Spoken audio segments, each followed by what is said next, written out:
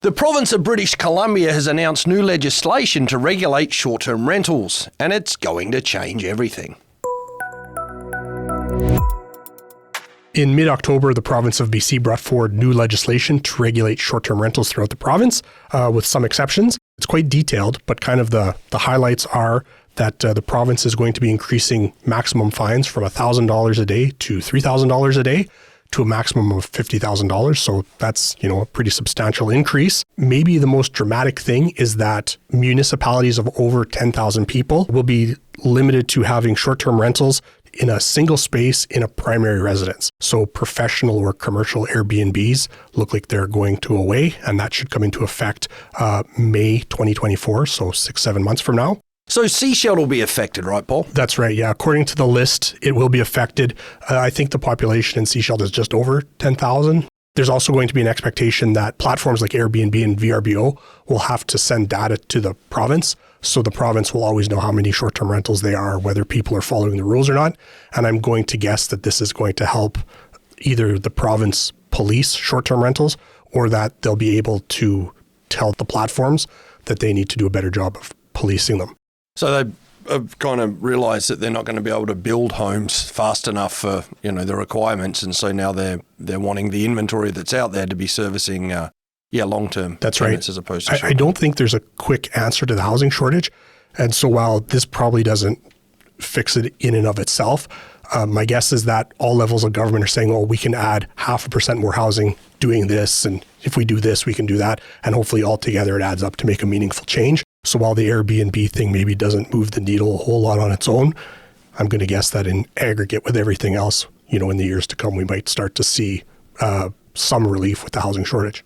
So I guess the question is how it's going to affect the local real estate market that we're in. And my initial thoughts would be people with a bit of foresight, or potentially those that are looking to renew mortgages, going from 2% to 6%, and currently servicing their mortgage at 2% with short-term rental, which on average is about 4 times what you'd make on the equivalent long-term.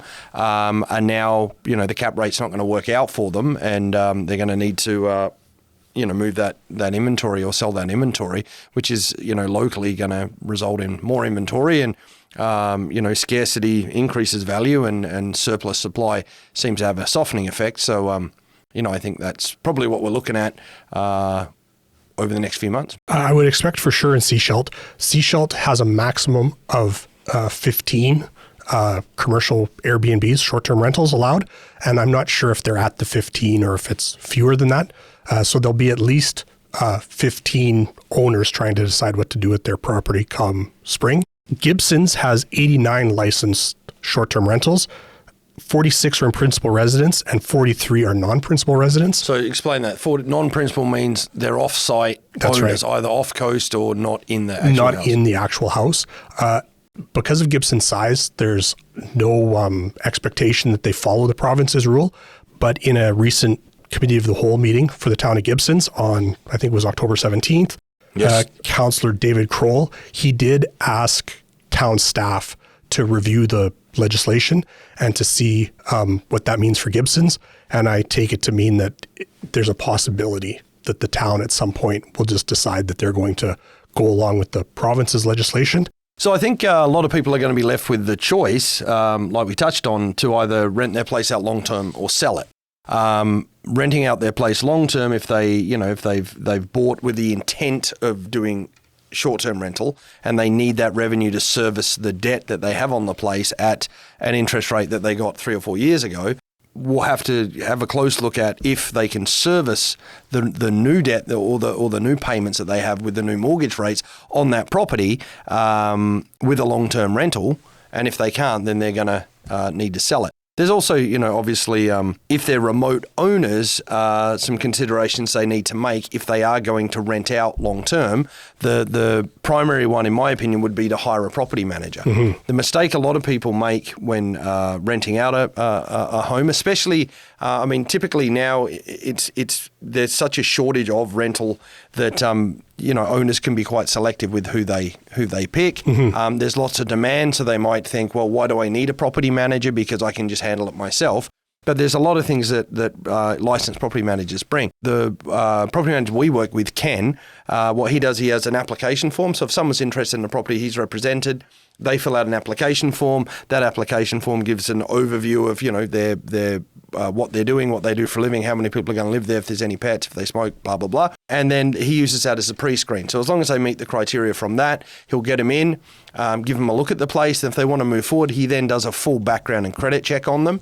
And in the BC residential tenancy agreement, you can put in addendums, you can put in different clauses in there, which allow, as long as, there's notice and everything else and it's scheduled, the property manager come in and do an inspection every now and then, that kind of thing. Mm-hmm. And in doing that, that sort of nips any problems in the bud right away. For example, one property manager's recently that I knew about, he went in, they had an old cat that was okay for that old cat to be in. That old cat passed away, and then the tenant went ahead and got 4 kittens. And it was a semi-furnished place that was being rented out. The kittens are tearing it up, all that kind of stuff. With his monthly inspections, he caught that right away, and I'm not sure how that was resolved, but it was resolved, and that was something that could have ended up being a long-term real problem. Nightmare, yeah. And, staining carpets, all that kind of stuff. So having a property manager, especially if you're a remote person, would be something that you'd really want to do. And then as more and more inventory came on the market, if you did decide to do that and you could service, your investment that way, tenants become more picky and that kind of thing. And you might feel like you're desperate and you'll take anyone. And that's where, all the horror stories from long-term tenancies come from. Right. It's when people don't do the right preparation there. So that might be something as well that someone thinking about keeping would want to consult with a property manager, because there's only so many on the coast. And if there's a lot of people looking to do that, there might be a run on that. So if you're selling, you probably want to get your sign in the ground as quick as you can. And if you are going to rent out, you want to get on top of that as quick as you can. Because again, if there's ample choice for people, that means that the rental rates are going to come down, and you might not get to be as selective as you could now using a property manager to make sure you get the right tenant in. Something you had mentioned there that I haven't heard anybody talk about yet, when we're talking about mortgages renewing at a higher rate, the other thing to remember is that you're probably signing some kind of a commitment to that rate, whether it's a year or 2 years or 3 years or 5 years. And if you renew into a 5-year mortgage and 2 years into it, you decide this isn't going to work out anymore, you could be on the hook for a penalty to get out of that mortgage as well. Now, on top of everything else. I'd say in more cases than not right now, the way that the things are panning out, I think that more likely than not, there will be a penalty for that. And if you can't port your mortgage and you've got to buy it out, it's going to cost you money, and you've got to kind of look at that. The other thing a lot of the sellers need to look at as well is, depending on when they bought, if they bought pre-COVID and they've been doing Airbnb over that time, there's a substantial capital gains that they might have to pay on that. So you might want to talk to an accountant and, mitigate that as much as you can, even if it's just delaying the sale until, the new year, so that you've got that year to kind of manage your finances or do what you can do to reduce that tax burden. Not avoid it in any way, but just it would give you time to manage. So you really want to get on top of that as quick as you can. And I think the smart people will see this, and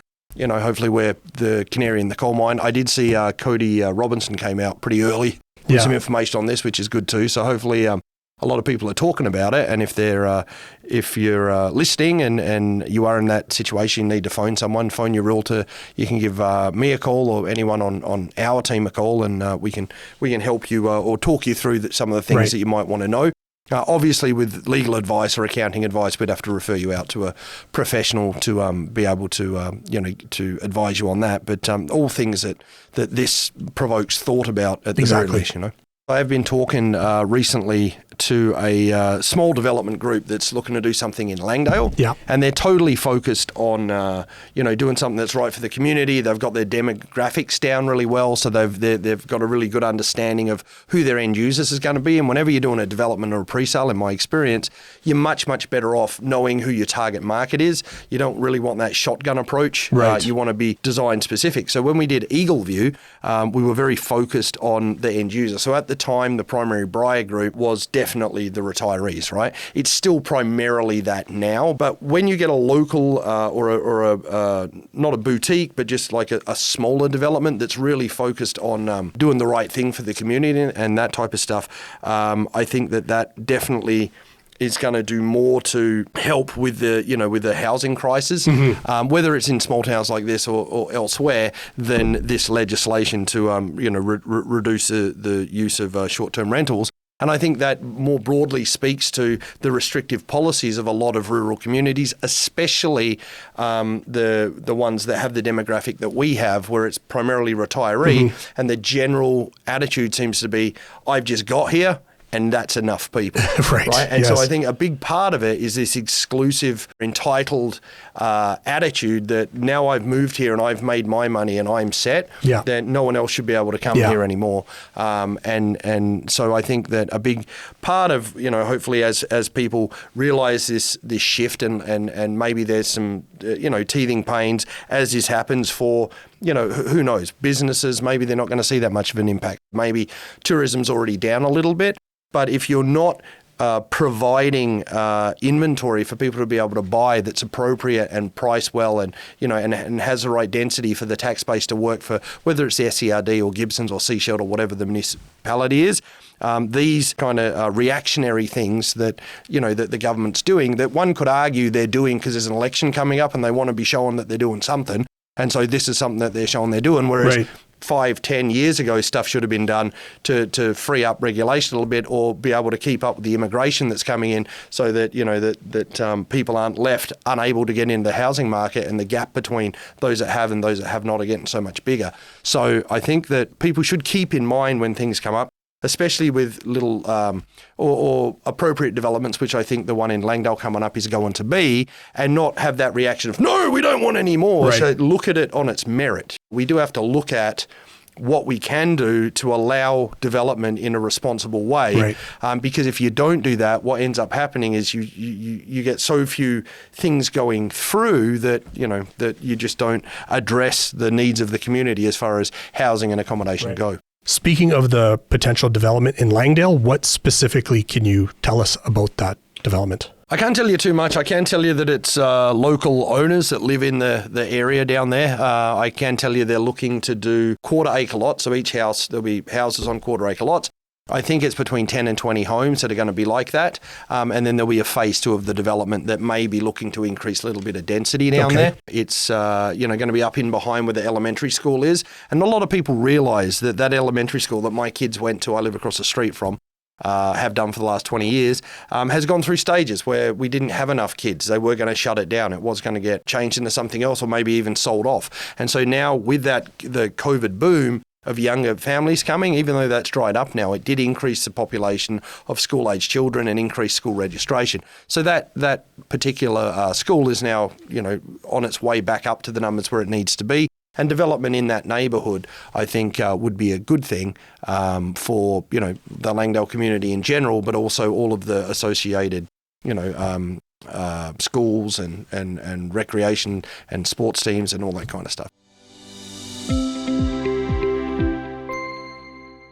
Tony, what do you have on the market in November of 2023? So there's going to be a lot of new inventory coming on. The ones of note, I'd say that I've got are the two that I have left up on Shoal. We've got that beautiful waterfront lot up there. That one, it's had a few offers on it. None of them have worked out. The financing and increased interest rates have had an impact on that, but still very popular. The beautiful log home we have up there, that one's still available. It's got everything that that anyone would want. It's in probably arguably the best neighbourhood on the Sunshine Coast. It's got some revenue potential that would be compliant to so that's great, and it's just a wonderful location and a great view and a really good vibe in there, and just a great property, well maintained, that kind of stuff. There's a great deal down at Lot 17 on Skyline. That one, that guy's motivated. He's got somewhere to go, another investment he wants to make. So that one, if it's still available when this goes to air, that's been getting a lot of viewings. We had a couple of good sales. We had 1219 Sunnyside. That one, an investor from Vancouver picked that one up. It was a great deal. And then we had Alder Springs sold to a couple that's looking to rent out a couple of the suites in there. So that one was a good one. And then just in general, we've started to get more showing requests and that kind of stuff. So it looks like the serious buyers are back out there again. Good. And the properties that are, priced appropriately, let's say, for the market, are getting action and are getting activity. Volume is still pretty low, but we are starting to see kind of a lot more stuff come up. And as we were talking about earlier, I imagine we're going to start to see anyone that was kind of stressing about short-term rentals, which there was a lot of them. I got a lot of calls when we talked about those earlier in the year on the podcast and had Silas and that on. So I'm sure I'm going to be getting some phone calls over the next few days, and you're going to start to see some of that inventory coming on the market. Thanks for watching, and if you haven't already, please consider subscribing. While you're here, maybe you want to check out one of my listings or watch my video about why you should choose me to sell your home.